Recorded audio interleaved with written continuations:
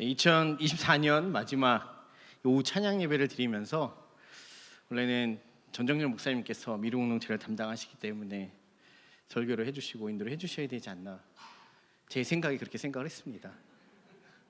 그런데 청년부 우리 귀한 청년들이 우리 목사님의 설교를 듣고 싶다, 우리 목사님이 설교를 해주시길 원한다라는 강력한 요청에 의해서 목사님께서 끌려서 5층으로 끌려 올라가셨습니다. 그리하여서 제가 대타로 대신하여서 이렇게 설교를 이렇게 섬기게 되었습니다. 귀한 자리에 또 저 혼자만 설 수 없다, 우리 장로님 또 부장님도 같이 서야 된다, 이 일은 저 혼자 감당할 수 없다라고 해서 요청을 해서 함께 섬기게 됐는데, 강단에서 같이 섬기는 것이 제 마음에는, 섬기시는 분은 부담스러웠겠지만 되게 감사한 마음이 참 들었습니다. 강단이 꽉 차서 저 혼자 외로이 예배를 인도하고 설교하는 것보다 함께 나누어지니까 하나님의 큰 은혜가 되는 것 같습니다. 또 예린이가 앞에서 이렇게 찬양을 해주셔서 저는 목소리가 천상의 목소리가 아닌가, 오히려 목소리만으로도 은혜가 되는 시간이 되어서 참 감사합니다. 여러분, 이 시간이 참 분주하고 피곤한 시간입니다. 그렇죠? 저도 아침 일찍부터 나와서 밥을 먹고 이 시간이 되면 졸음이 좀 이렇게 올 때가 많이 있거든요. 그렇지만 그렇기 때문에 또 말씀을 최대한 짧게 나누고 또 우리 친구들에게 귀한 격려의 시간을 가지면 될 것 같아요. 그래서 다시 한번 힘을 내서 이 시간 경청해 주시면 감사하겠습니다. 여러분, 우리가 이 살아가는 이 세상은 하나님이 창조하시고 섭리하시는 이 질서 가운데 유지되는 세상입니다. 하나님의 창조 세계의 섭리는 아주 명확합니다. 질서가 있고 정확하고 하나하나 우연이라던가 운명이라는 이런 개념이 아니라 하나님이 통치하시고 다스리시는 하나님 계획 안에 있는 섭리가 있습니다. 그래서 모든 피조물에게는 태어남이 있고 성장함이 있고 죽음이 있습니다. 모든 하나님의 피조물은 출생과 성장과 사망의 섭리 가운데에 누구도 어떤 존재도 예외 없이 존재하고 소멸합니다. 어느 누구도 피해갈 수 없습니다. 예를 들어서 식물들을 보자면 씨앗으로부터 새싹이 자라나고 또 그것이 자라서 나무가 되고 나무가 돼서 열매를 맺고 시간이 흘러서 그 나무가 죽게 되는 것이 하나님의 정해진 섭리입니다. 동물들도 마찬가지죠. 여러분 참 좋아하시는 반려견을 예로 들면 강아지로 태어납니다. 그리고 성견이 되죠. 그리고 나서 노견이 된 후에 죽음을 맞이합니다. 어떤 개도 영원히 살 수가 없죠. 그래서 반려견이 떠나보낼 때 크나큰 슬픔을 경험하게 됩니다. 이 반려견뿐만 아니라 모든 동물들도 마찬가지입니다. 송아지로 태어나서 소가 되고, 망아지로 태어나서 말들이 되고, 병아리가 태어나서 닭이 됩니다. 그렇죠? 병아리가 자라서 다른 짐승이 되거나 그런 선류는 존재하지 않습니다. 사람도 마찬가지라는 겁니다. 아기로 태어나서 어린이로 성장하게 되고 청소년으로 자라다가 청년이 되고 결혼하고 장년이 되고 중년 이후에 노년기를 거쳐 죽음에 이르게 됩니다. 이러한 생명의 탄생과 성장과 죽음은 모든 피조물들에게 동일하게 동등하게 공평하게 역사하는 하나님의 창조의 섭리라는 것입니다. 그런데 다른 피조물들과 사람은 같은 섭리 안에 있지만 매우 다른 점이 한 가지가 있습니다. 그것은 성장의 과정입니다. 성장의 과정의 차이를 보면 동물들은 태어나서 뭘 합니까? 먹습니다. 그리고 잠을 잡니다. 그리고 자기 마음대로 놀다가 시간이 흘러서 죽게 되죠. 그러나 사람은 그렇지 않습니다. 사람의 성장의 과정은 상당히 복잡합니다. 단계로 보면 갓난아기에서 영아기, 유아, 유치, 아동, 청소년, 청년, 장년, 중년, 노년 등으로 각 단계가 복잡하게 이런 과정을 거쳐서 죽음에 이르게 되는 그런 과정을 겪습니다. 뿐만 아니라 그 단계에 맞는 교육과 배움도 있습니다. 그래서 이러한 교육과 배움의 과정을 통해서 개인이 속한 어떤 공동체, 사회 속에서 그 사회의 구성원으로서 역할을 감당하게 됩니다. 그래서 사람의 성장을 사회에서는 성장의 과정, 이 교육을 사회화 과정이다라고 분류하기도 합니다. 이는 사람은 주어진 상황과 환경에 적응하면서 또 상황과 환경이 주는 여러 도전에 대해서 응전하면서 또 상황에 대해서 도전하면서 사회에 속하거나 한 집단을 이루고 살아가기 때문입니다. 그러므로 사람의 성장이라는 것은 어떤 공동체에 속하고 어떤 가치관과 이념을 배우느냐에 따라서 성장의 방향이 달라질 수 있습니다.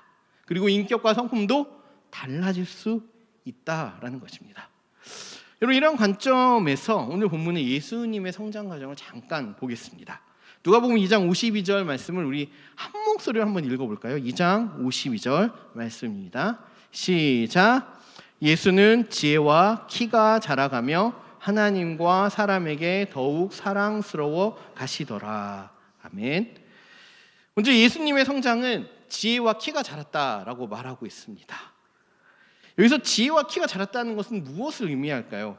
단순히 공부를 잘했다, 똑똑하다 라는 것을 의미할까요?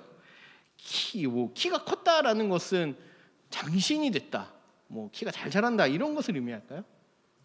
그렇지는 않은 것 같습니다. 그래서 지혜는 단순히 공부를 잘하고 똑똑해서 지식을 습득했다는 것을 의미하는 것만이 아니라 성경에서 잠언에서 말하듯이 하나님을 아는 것이 지식의 근본이요 지혜다라고 말하는 것을 통해서 우리가 볼 수가 있습니다. 지혜라는 것은 하나님을 알아가는 것을 성경에서는 말하고 있습니다. 즉 예수님은 하나님의 말씀을 배우고 율법에 대해서 배우게 되면서 그것을 단순히 지식을 습득하는 것이 아니라 그 말씀 안에 담겨진 하나님의 뜻과 하나님의 사랑과 우리가 어떻게 살아야 되는지를 깨달아 알아가고 그것을 통해서 하나님과 관계를 맺는 삶을 확장되어 갔다라는 것을 의미합니다.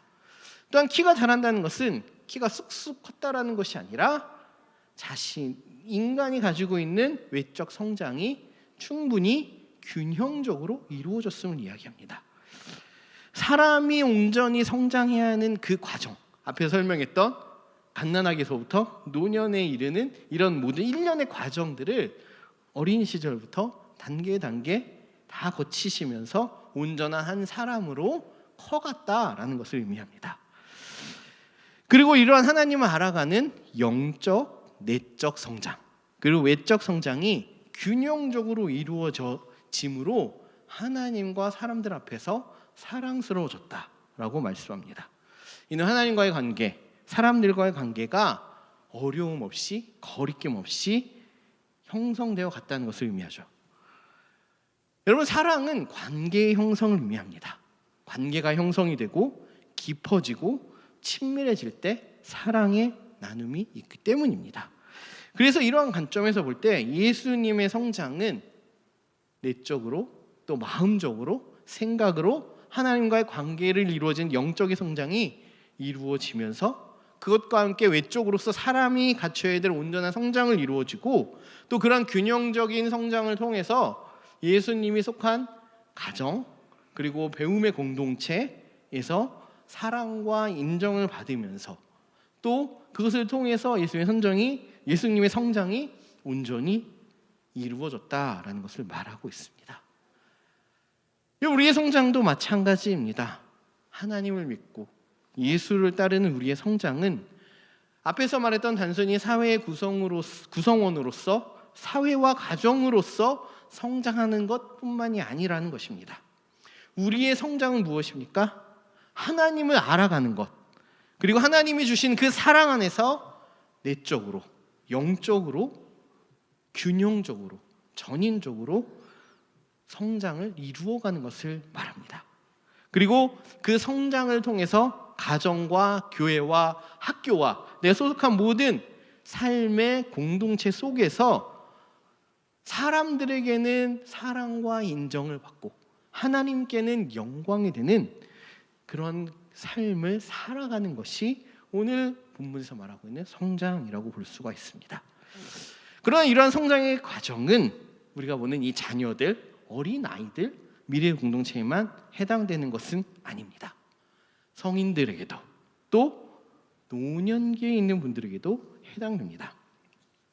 오늘 본문 두 번째 본문 에베소 4장 13절 말씀을 우리 다시 한번 함께 읽어보겠습니다. 시작. 우리가 다 하나님의 아들을 믿는 것과 아는 일에 하나가 되어 온전한 사람을 이루어 그리스도의 장성한 분량이 충만한 데까지 이르리니. 아멘. 이 본문에서 말하고 있는 성장의 목표는 무엇입니까? 뭘까요? 하나님의 아들을 믿는 것, 아는 일에 하나가 되어서 온전한 사람이 되는 것. 그래서 그리스도의 장성한 분량이 충만한 데까지 이르게 되는 것이 목표입니다. 맞죠? 줄여서 말하면 그리스도의 장성한 분량이 충만한 데까지 이르러 온전한 사람이 되는 것이다 라고 말할 수 있습니다. 그렇다면 우리는 언제 온전한 사람이 되었다 라고 자신 있게 말할 수 있겠습니까? 언제 그렇게 말할 수 있을까요? 하나님을 믿는 것과 아는 일이 하나가 되었다라고 자신 있게 말할 수 있겠습니까? 그리스도의 장성한 분량이 충만한 데 이르렀다라고 자신 있게 말할 수 있습니까? 저는 아직은 부족함이 많은 것 같아요. 제가 이 마포교회에 부임하면서 정말 훌륭하신 분들을 많이 이렇게 보게 되었습니다. 네.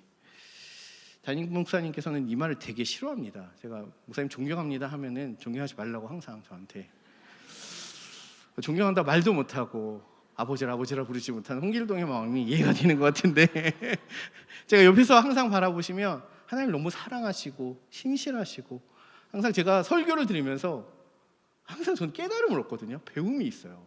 그래서 너무 감사한 마음이 있습니다. 그리고 또 장로님들은 조금 제가 표현은 안 했던 것 같지만, 제가 새벽기도 오시면 장로님들 항상 새벽기도 먼저 오셔서 준비해 주시고 되게 열심히 기도를 하시는 모습, 또 주일이나 또 토요일이나 먼저 나오셔서 교회를 이렇게 청소하시고 가꾸시고 고치시는 모습 보면, 제가 여러 교회를 섬겼지만 야, 정말 이런 장로님이 다시 있을까 생각이 들면서 항상 감사한 마음으로 존경하는 마음을 가지고 있습니다. 그런데 이러한 이렇게 존경스러운 분들에게 그리스도의 장성한 분량이 충만에 이르셨습니까? 라고 물으신다면 어떻게 대답하실까요? 네, 부족하다라고 말씀하실 것 같습니다. 제가 물어보진 않았습니다. 제가 보기엔 그런 말 자체가 겸손하다고 보이는 것 같지만 스스로는 분명히 그렇게 대답하실 것 같습니다. 이는 무엇을 의미할까요? 그리스도 안에서의 성장은 사람의 성장의 단계로 볼 때 노년기에 이른다 할지라도 성경에서 말하는 온전함과 완전함에 도달하지 못한다라는 것을 의미합니다. 그래서 그리스도의 성장의 완성은 성경에서 보면 하나님의 나라에서 하나님 앞에 섰을 때 이루어지는 것이다 라고 말하고 있습니다. 우리 이 생에서의 성장은 하나님 나라에 들어가는 그 날까지 계속되어진다라는 것입니다. 각 성장의 단계마다 마주하는 도전이 있고, 또 그 도전들 앞에서 우리에게 주어진 삶을 살아가다 보면 걱정도 생기고 번민도 생기고 근심도 생깁니다. 그렇지만 신앙 안에서 반응하고 응전하고 도전할 때 각 단계마다 성장의 단계마다 그리스도께서 온전케 하시는 사랑이 있어서 우리가 그 도전들을 뛰어넘어서 그리스도께 나아가서 장성한 분량에 좀 더 이르도록 성장해 가는 것입니다. 그래서 장년기에도 노년기에도 여전히 성경을 읽고 여전히 성경을 쓰고 성경을 공부하면서 또 제자 훈련을 함으로써 좀 더 예수님을 닮아가고 하나님 나라의 복음 안에서 새로워지는 것입니다. 그러므로 우리의 배움은 멈추는 날이 없습니다. 60이 되고 70이 되고 80이 되고 눈이 어두워져도 우리는 끊임없이 예수님 앞에서 자라가는 어린아이와 같은 삶을 살아야 된다는 것입니다. 그렇게 살아갈 때에 하나님의 품에 안겼을 때, 또 하나님 나라가 임할 때에 우리는 그리스도께서 바라보시는 온전케 되는 그 그리스도의 장성한 분량이 충만한 데에 이르게 된다는 것입니다.